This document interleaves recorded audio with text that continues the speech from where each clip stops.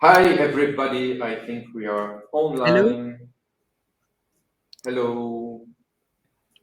Oh, I see that we already have quite a couple of people. Yeah. Yes.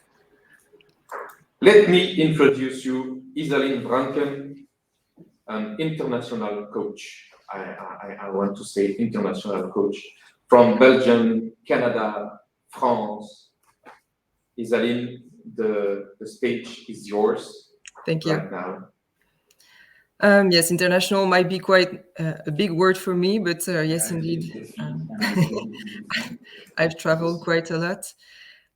So I know that today is kind of short, so maybe we're going to start right away. I'm going to share my screen. Let me know if something is not working because I'm not going to see you during this talk. Supposedly, okay, should be good. So today I'm going to coach and talk to you a bit about my NLP toolbox. We're going to start with something that's a bit more user-friendly. First of all, that was supposed to be more of a workshop. That's something that I already gave in Paris about a month ago. So I kind of had to, redo the talk to be able to give it to you. Well, behind my screen, it's something that's a bit different when you're talking about NLP. So keep that in mind.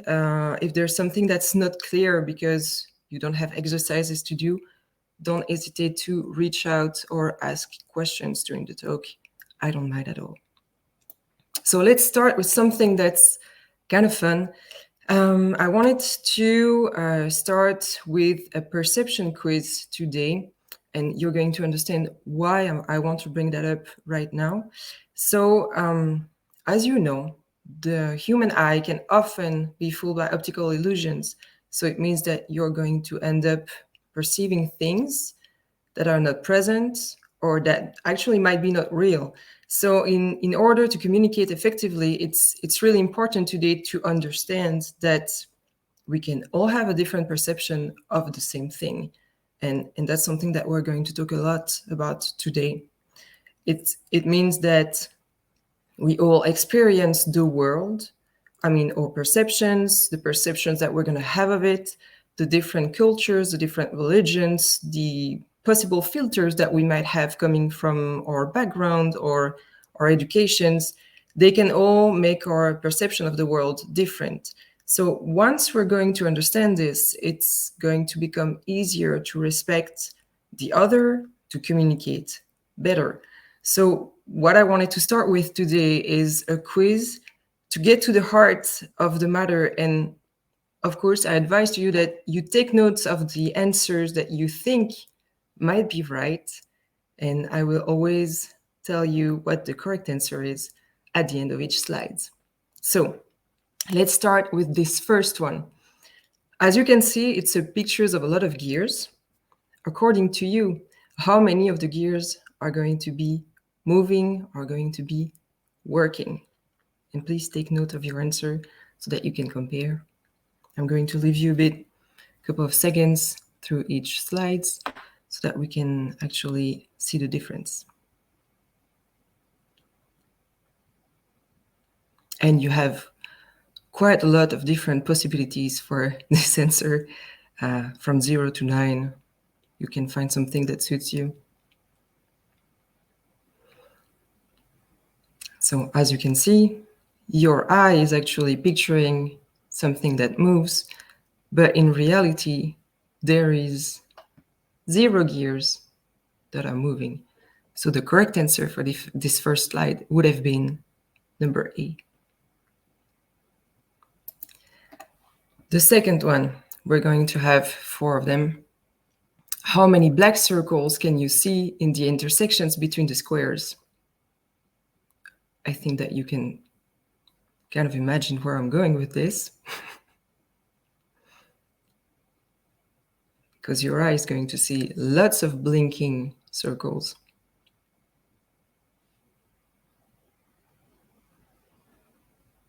And please let me know in the comment sections if you had it right, or if lots of you actually thought that things were moving that they could see things. Let me know how you perceive it. On this second slide, no surprises. There are no black circles, just an optical illusion once again.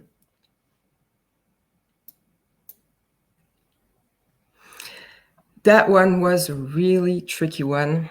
It took me actually a while to find it because I've seen it quite a while ago, and I thought it was a really good example. In this image of the Tower of Pisa, which one do you think is leaning more? Would it be the right one, the left one, or are they both leaning the same? Again, I guess you figured it out by now where I want to take you, what I kind of am putting out there. No surprises. The answer would have been C. And that's something that really bugged me at first. I ended up taking my compass, trying to figure out, almost measuring the pictures, but they are really leaning the same amount. It's the same pictures right next to each other. So you can see how perception can really be tricky and how it can induce you to see, to perceive or see or think that something might be different when in fact it's the same.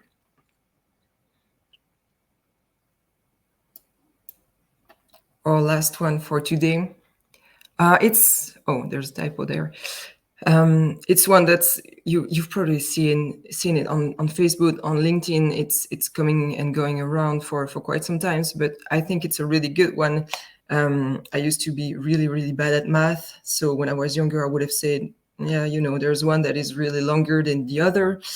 But really, which of the two lines is the longer line?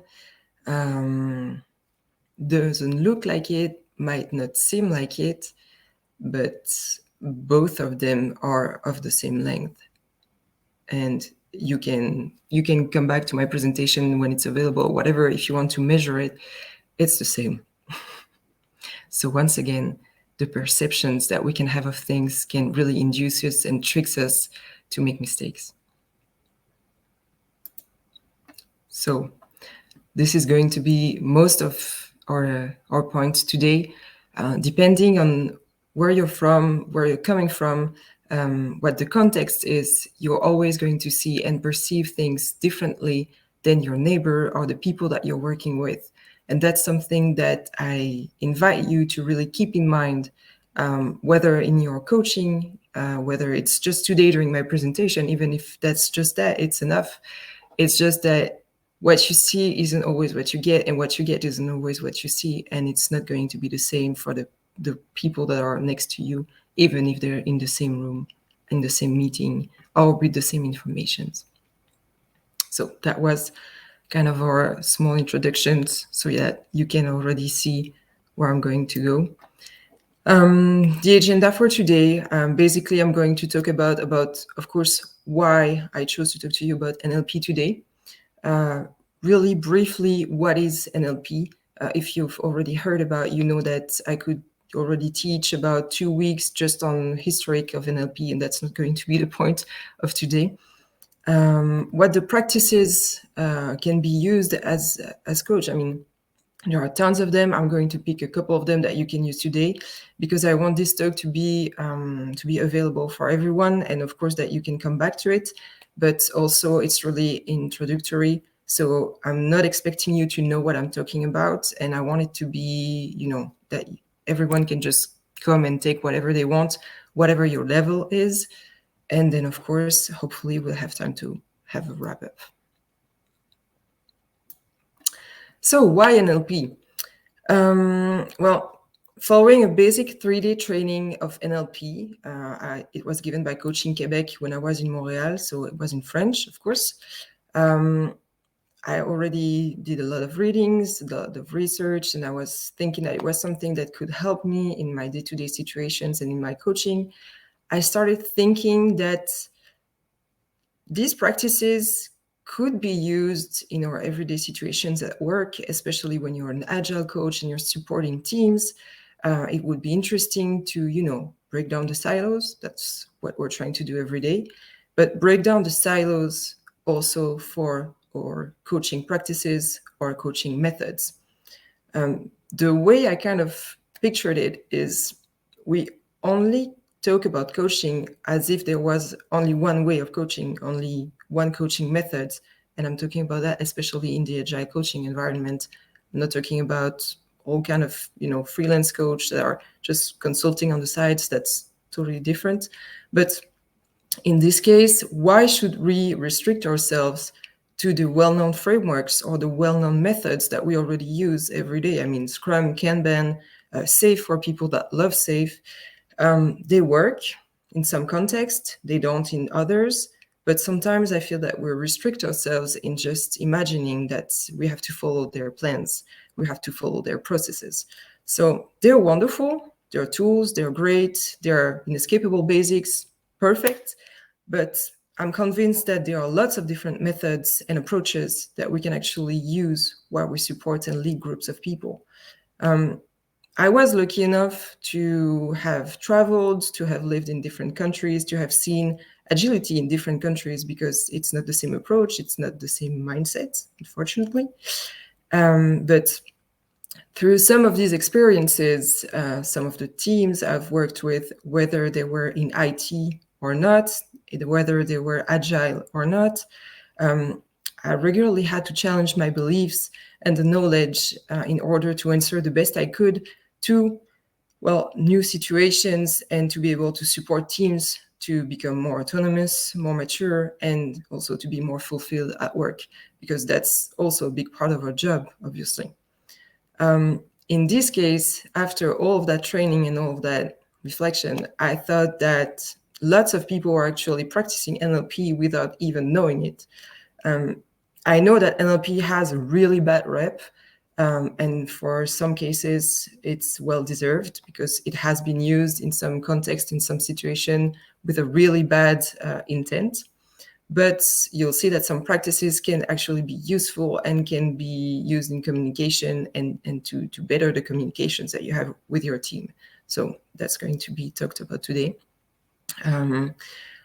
I would suggest that if NLP is something that's interesting to you, that you try to go further in my presentation today, and also use it with your family or to work on yourself, because it's a great tool for personal development as well. As I told you, something that I use a lot for some of you, if you've seen my profile, that's going to be quite logical to you, is that I love to have a transversal approach. That's something that I'm looking for in my coaching every day. And NLP was also one of the tools that I wanted to incorporate in my toolbox. I like to talk about toolbox a lot. I think it's really nice to be able to kind of be a Swiss Army knife when you're dealing with people, because one size fits all doesn't work when you're working with people. And that's something that we have to keep in mind. So before everything, of course, NLP can help us optimize our performances through better communications, but it is not a therapy. It's not a method of management. It's not sales, and it's not training program. So I am also not a master. So my point today is not to sell you NLP. It's just to see what we can use.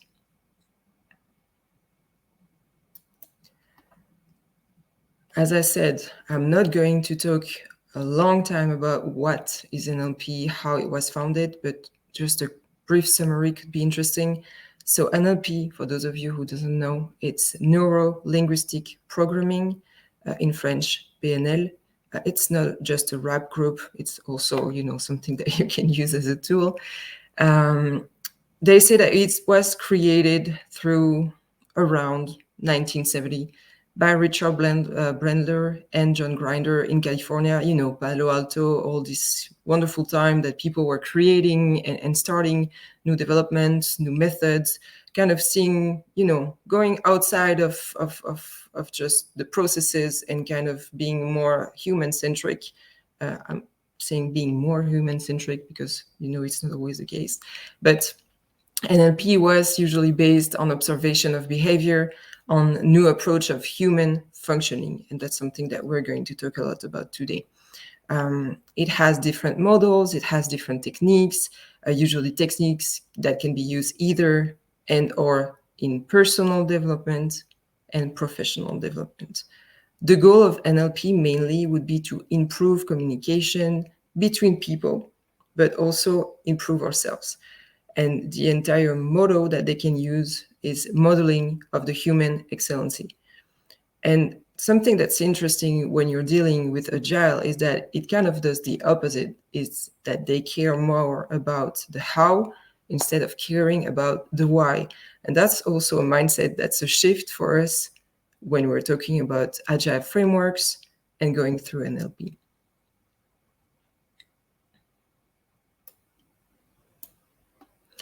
So NLP, well, like I said, neuro-linguistic programming.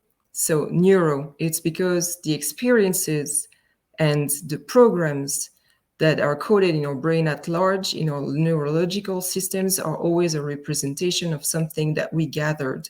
So it means that the programs that we actually have generate experiences that we code in our neurological system. I'm sorry, it's early.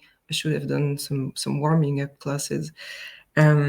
Linguistic, of course, that's something that you all already know. It's that the programming, they can express themselves, and they can manifest through verbal or non-verbal language. In case you don't know verbal, non-verbal language, that's something that we use a lot as coach and in our coaching every day. It's super important because we often focus more on what's verbal, but the non-verbal speaks a lot and can help a lot. And that's something that's bothering me today because I don't see you while I'm talking. So the non-verbal is something that I'm totally missing on, but it's okay. We'll see how it goes. And of course, the programming, meaning that all our past experiences can actually make us develop some automatism. You know what I mean? Something that happened when you were a kid. You start of developing some reflexes because you've been used of, shying away or responding in some certain way to stress, to anxiety. That's something that you've had triggers and you've had automatisms developed to respond to the triggers. So of course, it's something that we can program, but that we can also learn to deprogram. And that's why NLP can be useful. So the past experiences can make us develop automatisms that are conscious or unconscious.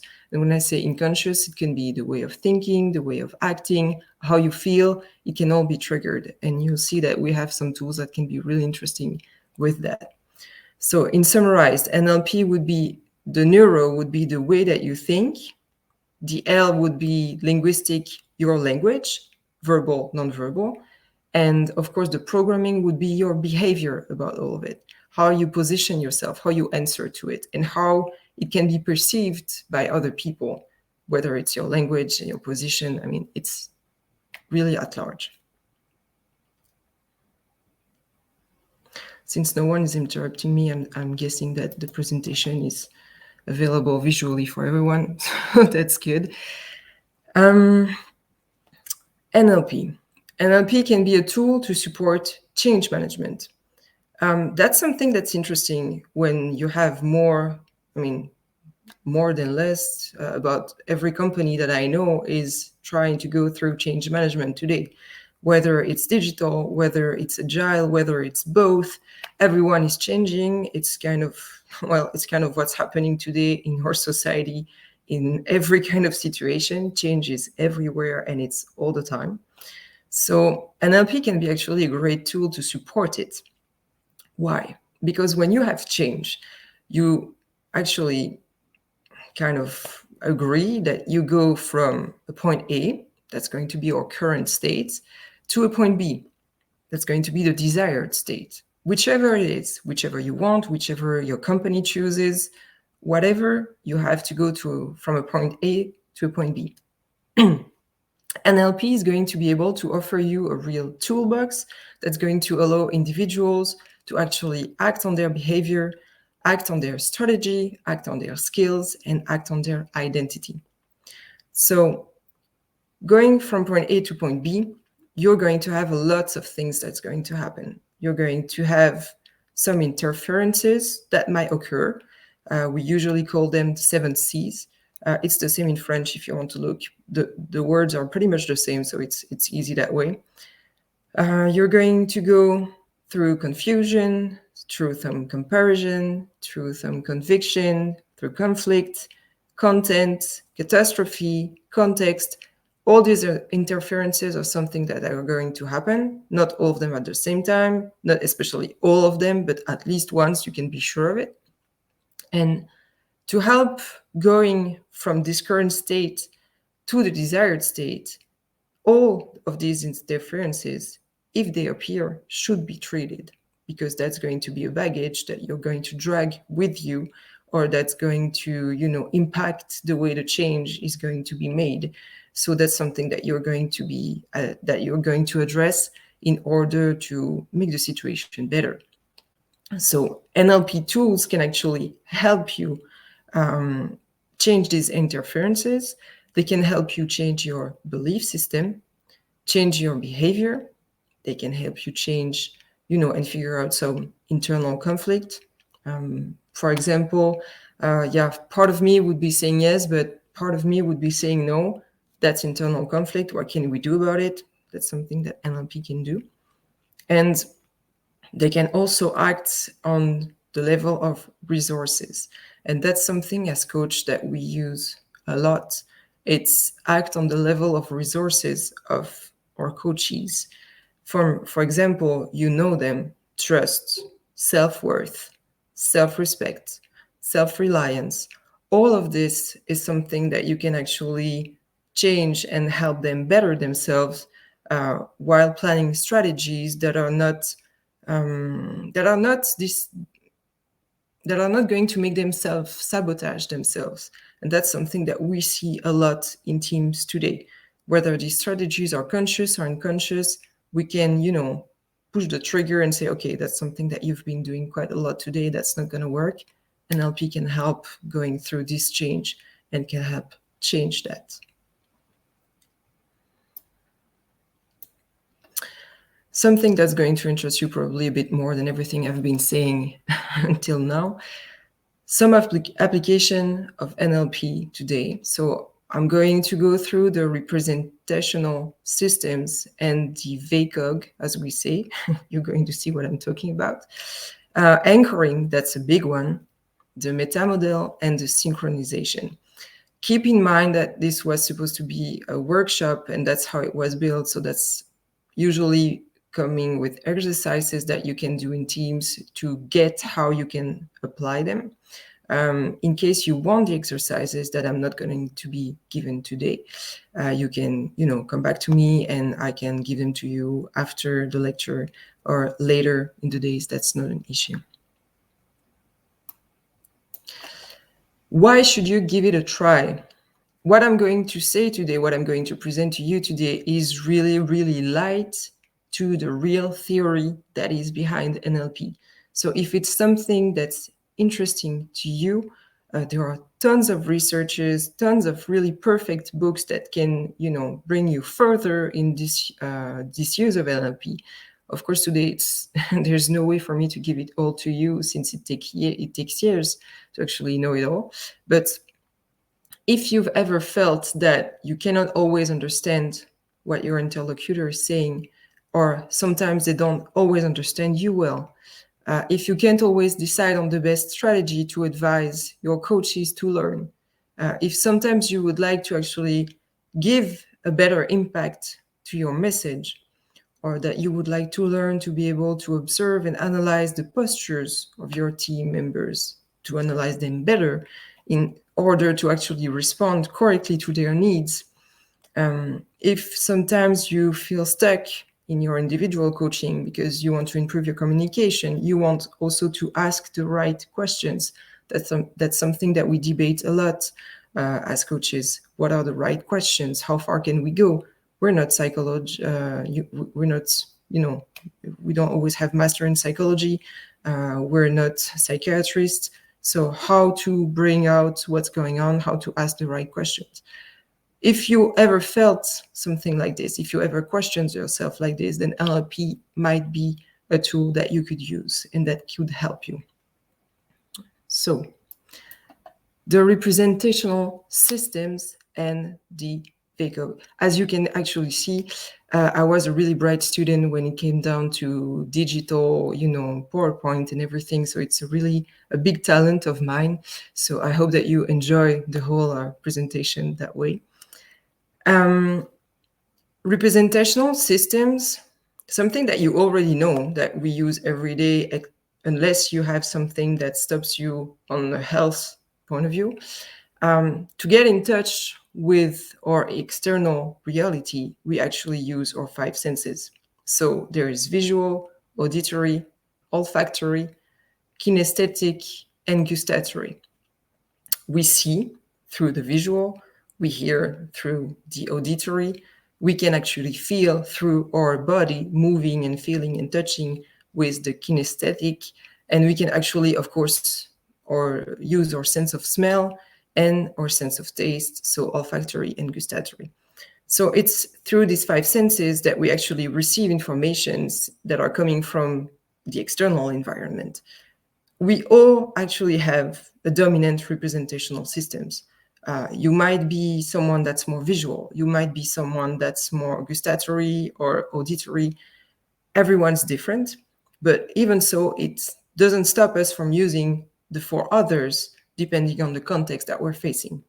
So this representational system, it can act as a filter for everything that you've seen, heard, tasted, smelled, or felt.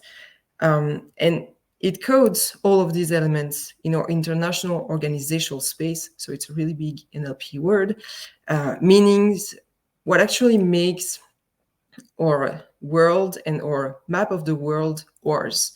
The way I see or I hear something is not going to be the same way that you do.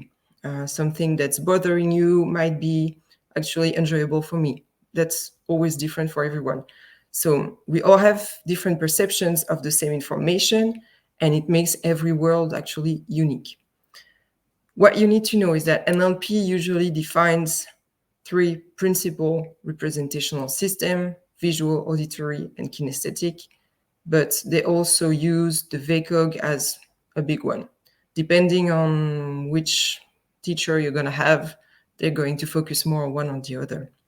But all of this is actually the filter through which you're going to see and perceive the world today. Even what I'm saying, some of you might be delighted by the way I dress, my voice. Some of you might hate it. That's something that's really personal because you have your own filter about it. So how you see it is that the perception is going to come through the filter.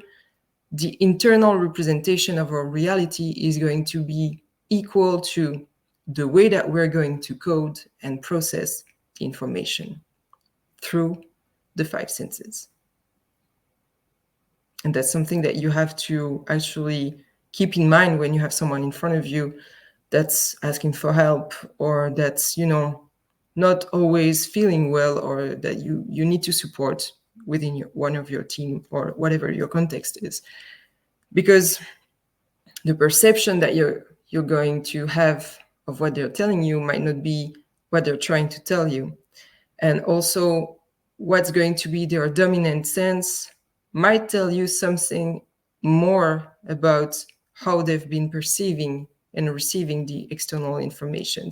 If you know that someone is really visual and that you need to accompany them or support them through their journey today in your team, you know that it's not going to be someone that might enjoy having a one-on-one of an hour-long conversation with you, because that's not going to be their dominant perception, and maybe that you're going to lose part of the message that you're trying to give them, because you're going to be asking for someone that's really focused more on hearing, when it's someone that's going to be easier on being focused on something visual.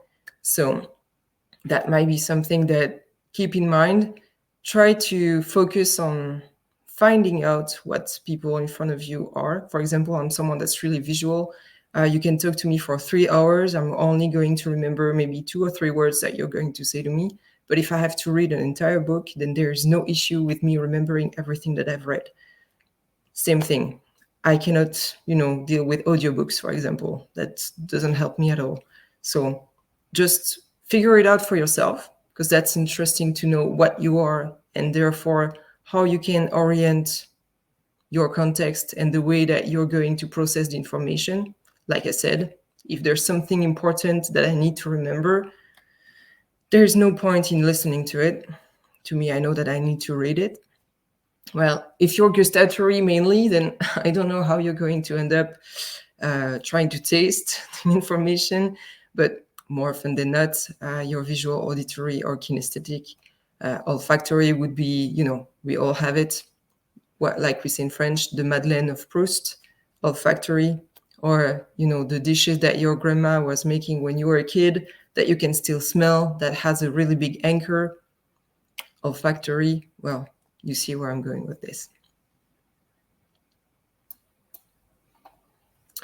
So the point is, like I said, decoding the nonverbal communication via the systems of different perceptions and different representations. So what matters is that the way that you're going to code and process the information is going to go through the expression of that information.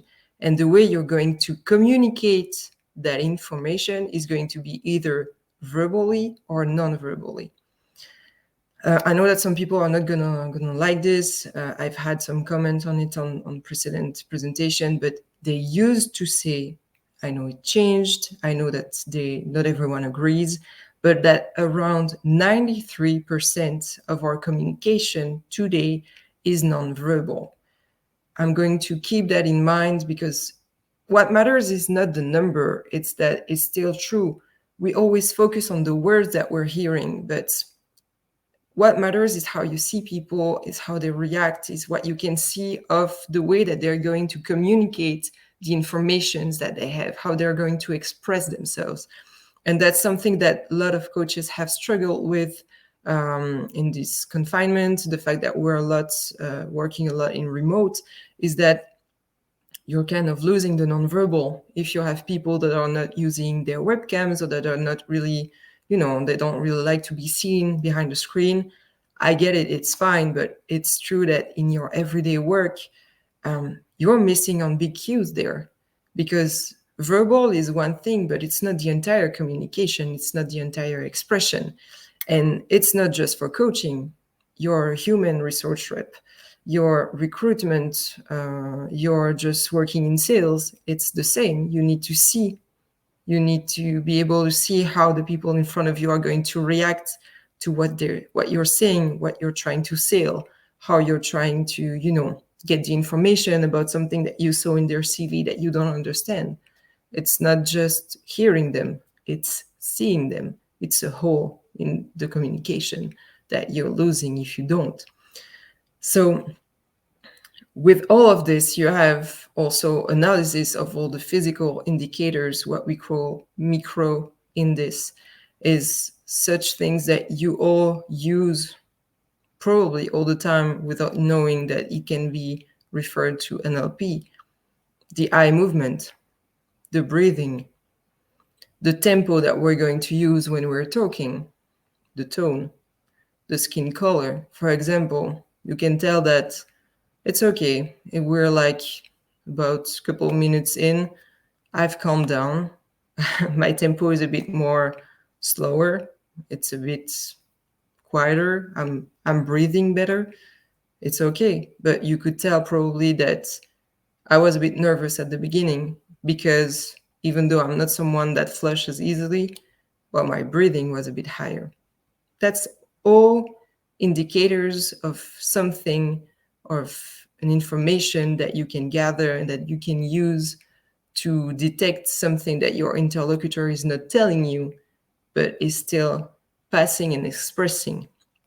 So, of course, the goal here would be to learn more about the internal representation that our interlocutor has, and to create a better relationship. For example, we all remember some expressions or poetry that we have that we had to go in front of the entire classroom when we were kids or younger, And, you know, there are people that were completely fine with it, but other that were, you know, just not able to say two phrases one after the other because it was too stressful, or that were just bright red because they were so shy or so anxious about it. These are things that are telling you that the way that they feel and that their internal representation might not be the same that they're trying to let on. That's something that's important and interesting to use to create a better communication and therefore better relationship. That's something that a lot of people have actually liked in the last workshop that I made, the representational system going towards IQs. So, like I said, I'm not selling NLP. I'm not saying that everything is perfect to be used in any context, just saying that these can be tools that you can use in your everyday coaching, in your everyday work, because I know that there aren't just coaches among us today. The eye assessing cues would be for you to observe the eye movements that are going to make your interlocutor. So, meanings that depending on where he's going to look at while you're talking to him, while you're asking him questions or things, because it's not always just an interview, but it can just be a discussion. The way that he's going to react, the way that his eyes are going to move, is going to indicate something about his own internal representational system.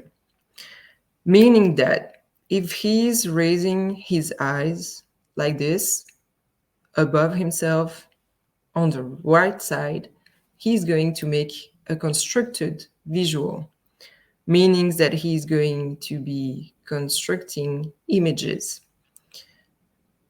It has a really bad rep in the NLP world because usually that would be considered as someone that's trying to, you know, make up something. You're constructing something, but it's not always the same. It's not always the case. It doesn't always mean that, but that's something that happens a lot when you're talking with NLP masters. If he's going to, you know, change and kind of look above, but on the left corner, means that he's going to have a remembered visual, so remembered images. Same if he's going to stay at the same level, but if it's on the right, it's going to be a constructed auditory. And when I say constructed auditory, you're going to say, okay, that's a lie too. It's not just the same. It would be more of it. Someone would say, does this sound right? And you're going to, you know, construct the sound, kind of fascinated to your way of thinking. If you're staying at the same level but going on the other side, it would be a remembered auditory. That's more of the memory of remembering words and sounds. And then you have the two on below, the kinesthetic that we often have during coachings, people that are checking in and, you know, answering to you and thinking about what they're going to answer, and they're looking down. They're looking down on the right. It's often meanings that they're checking out feelings, checking out how they're feeling about it, or that it's more that the spontaneous information that's coming in is going to be a feeling, not an image or a sound. If it's on the other side, it's going to be oriented more towards the auditory digital, meaning that you're going to have an internal dialogue. And as I said, to me, this is not something that's scientific. I'm not selling NLP once again, but it's interesting to figure out which one you use often as well. I know that I'm often having internal dialogues, often. It's something that I've noticed now that I figured that out. And it's interesting if you can, you know, remember the patterns.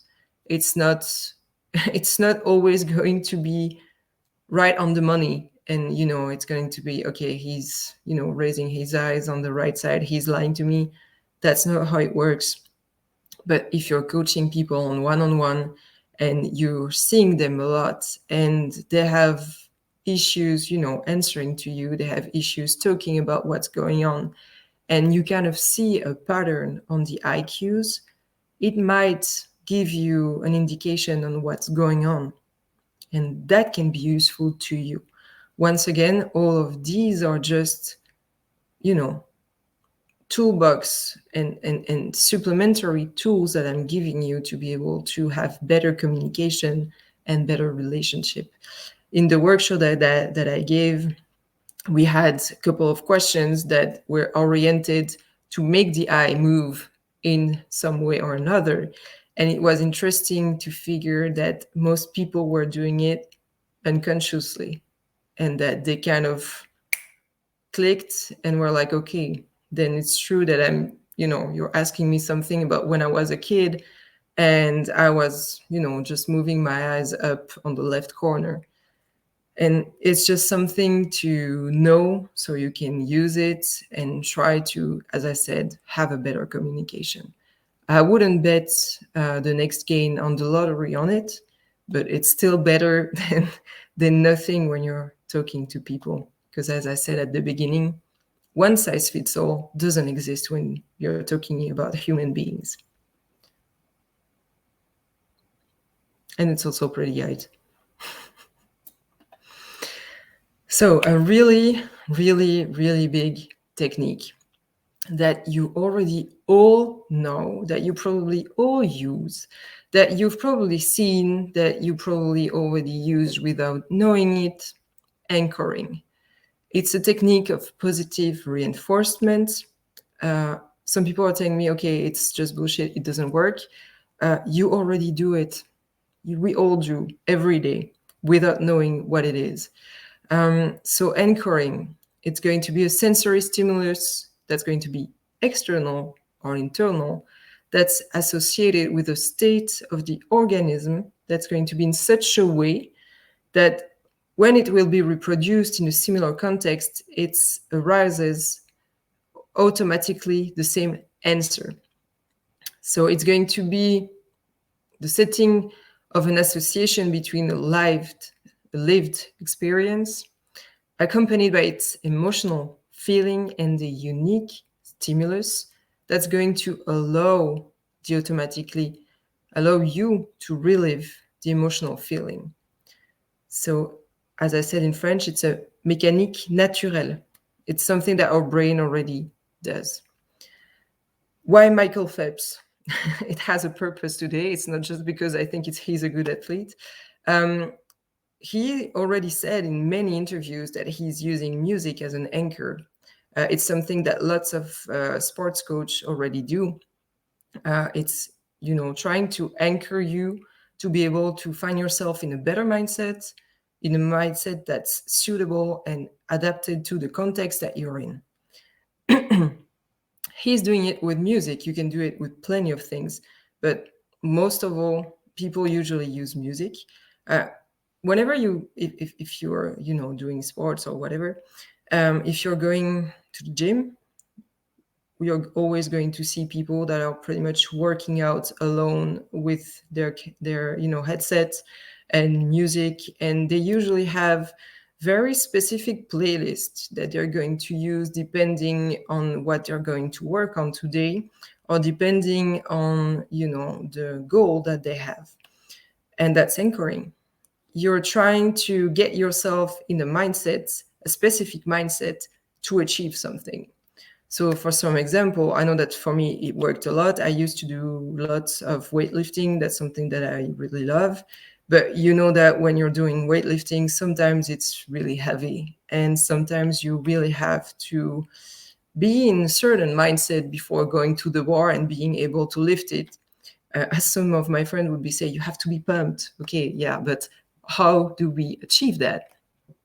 Well, you anchor yourself. And how do you do that? You use a sensory stimulus. You decide of the sensory stimulus.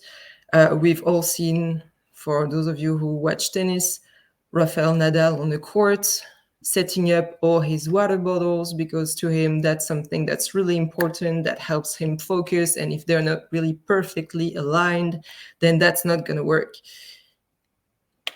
Once again, anchoring. You kind of develop something that puts you in a specific mindset adapted to the context that you're in, and that helps you reach the goals that you've set. It can also facilitate learning. Biggest example that we all know, Pavlov. It's an anchoring.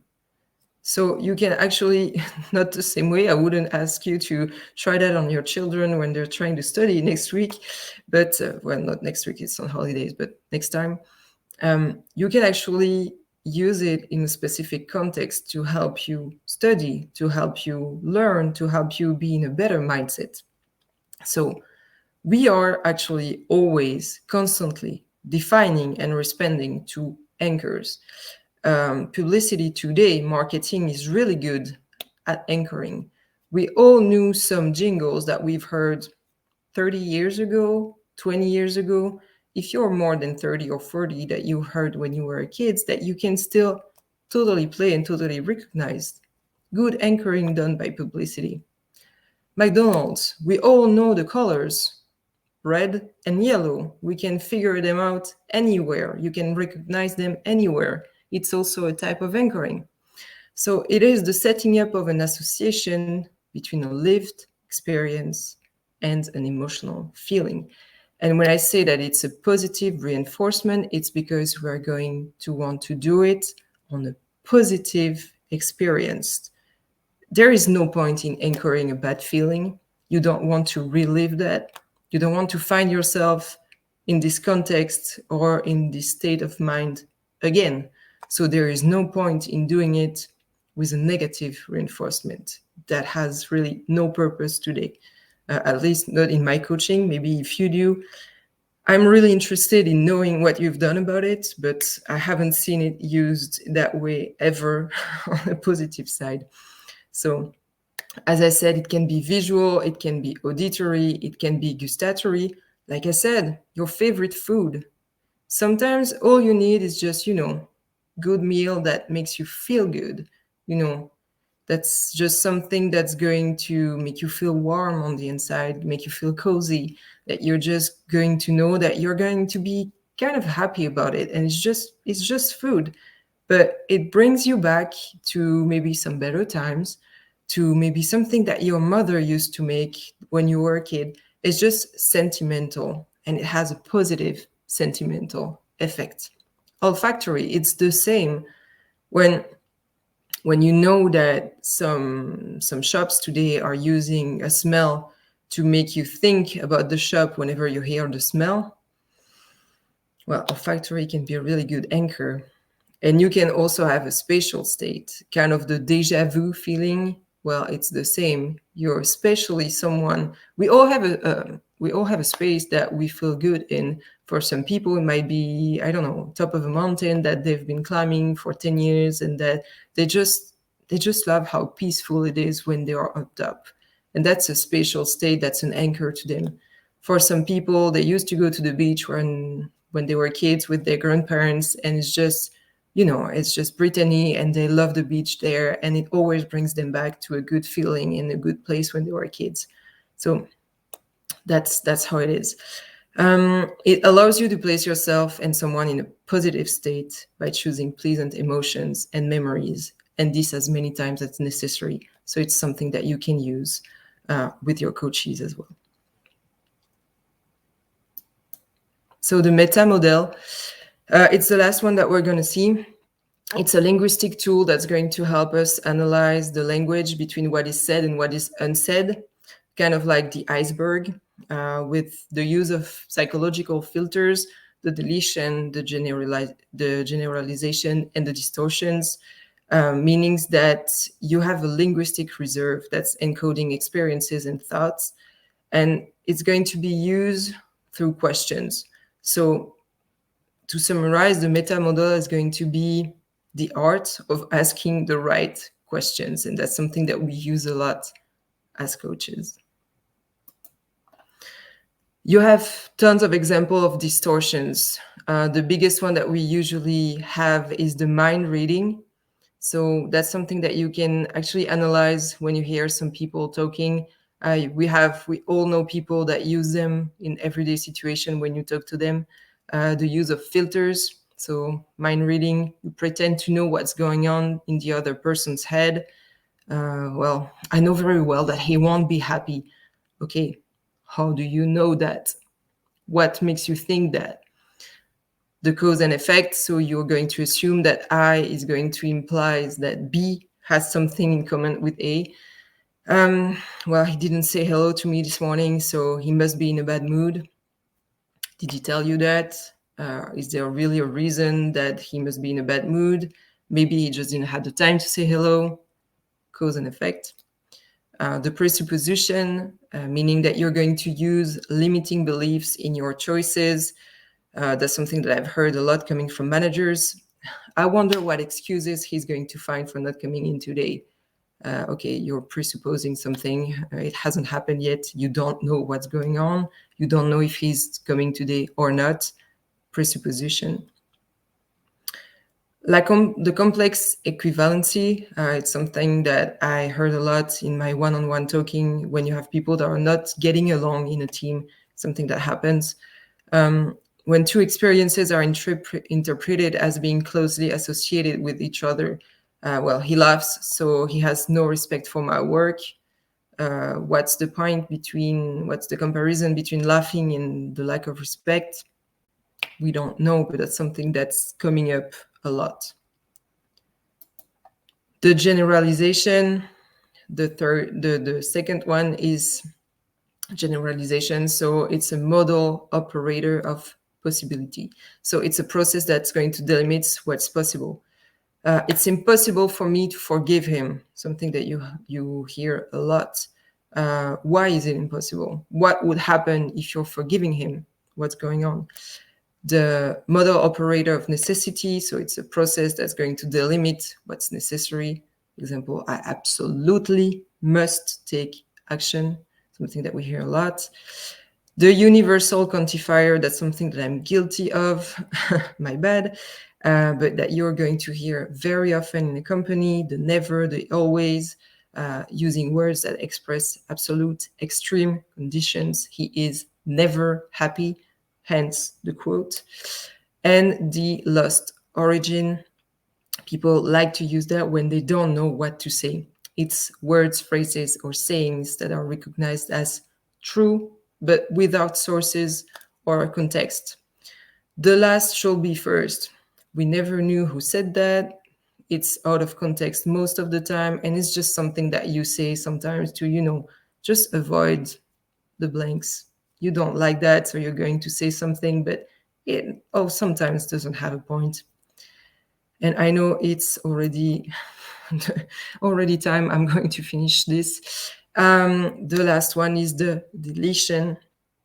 The deletion of comparative, the omission of one of the terms of a comparison. We use that a lot in French. The situation could be worse. Okay, it could be worse than what? Could be worse, but could it be better than something? We just always, not always, we often use a deletion.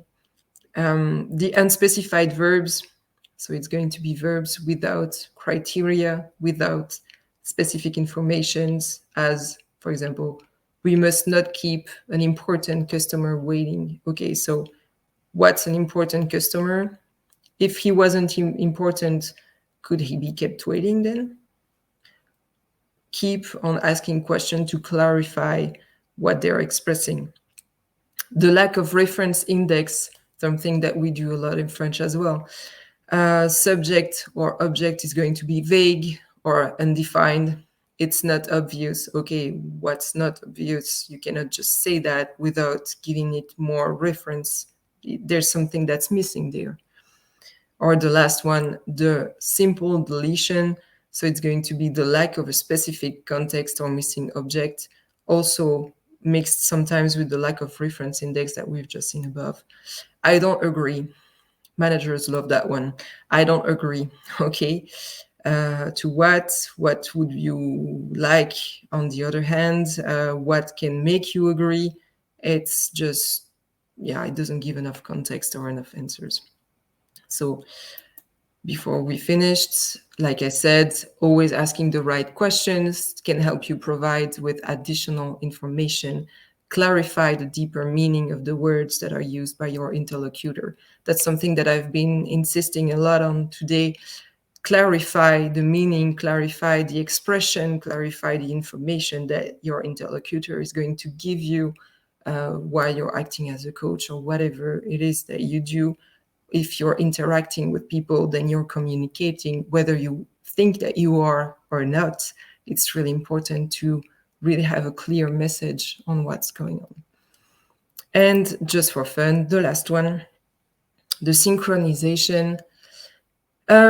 If you're single right now and you're trying to find someone or meet someone, synchronization is usually a really good tool that you can use.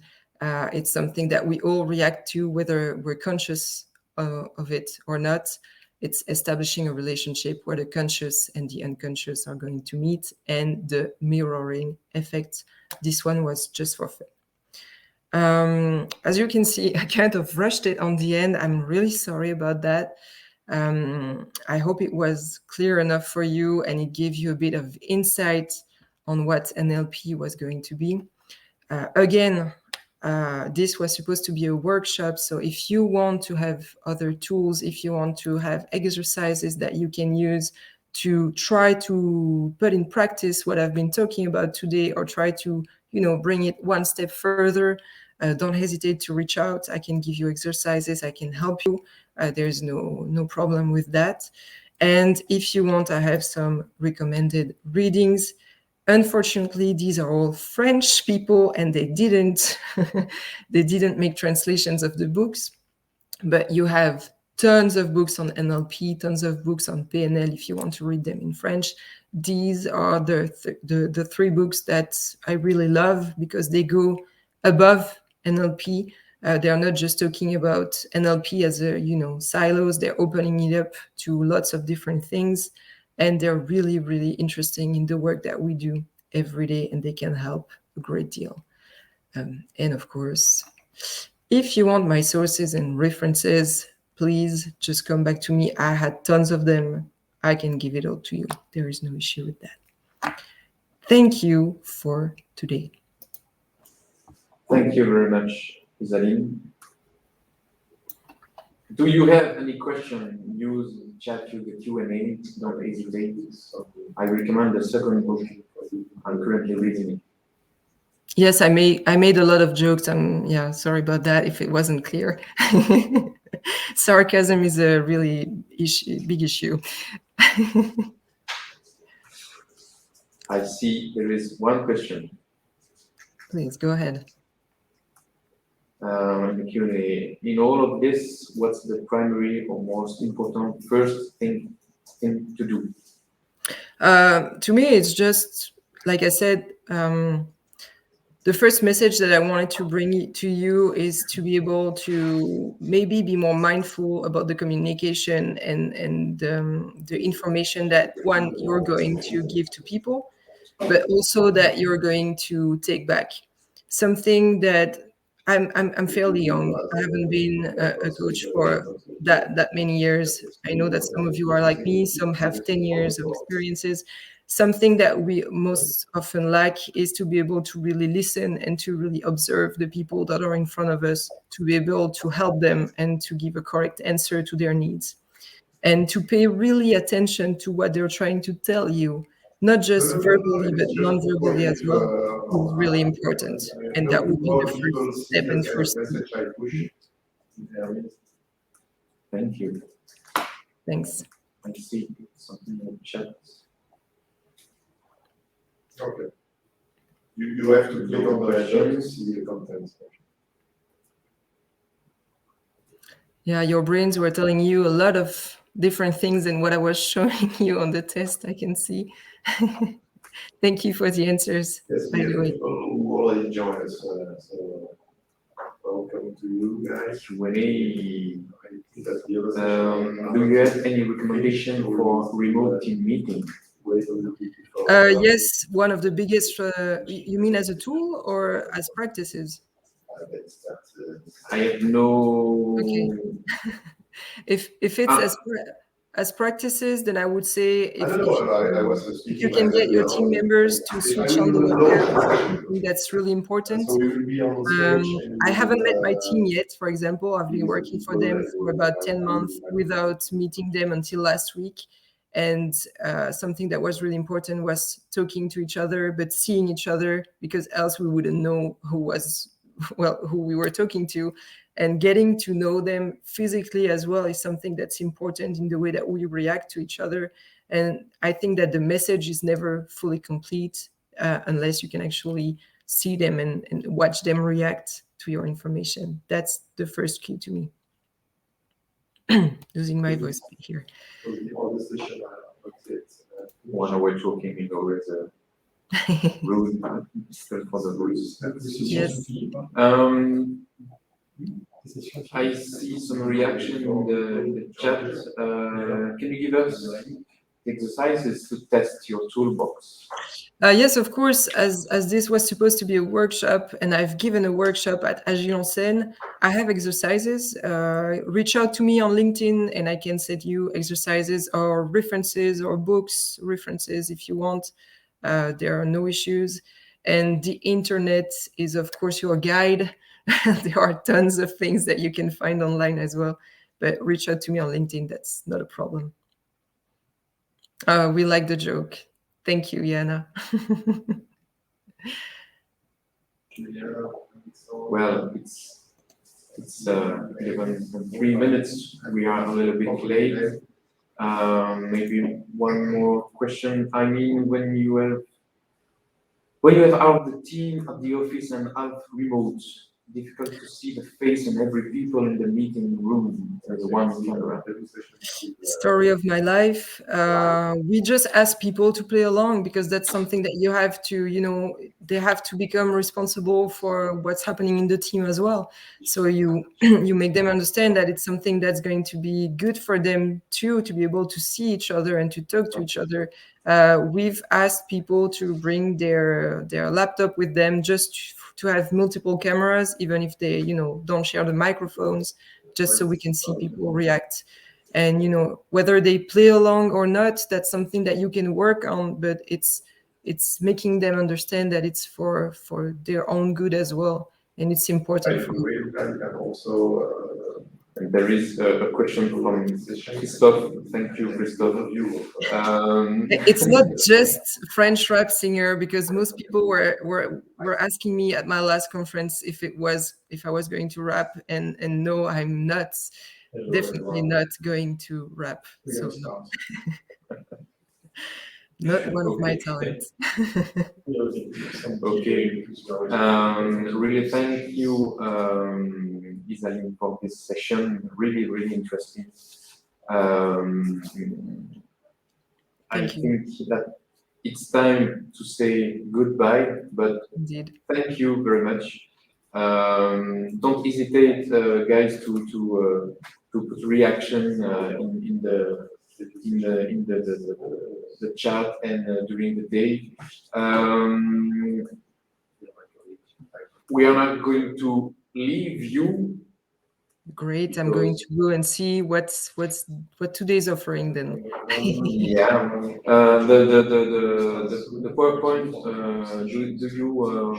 Do you share the PowerPoint with the? Of course, I can probably send it to you guys, and then I'm guessing that you're going to share with the rest. And like I said, if you have questions, I'm on LinkedIn. I have the same face, so my picture is the same. You can recognize me easily. Don't hesitate to come to me, and if you need anything, then we'll chat. Okay. Thank you for today. Thank you very much. Perfect. The next session will begin right now. So have a nice day. Have a good day, everyone. Thank you for listening to me. Thank you. Bye. Bye.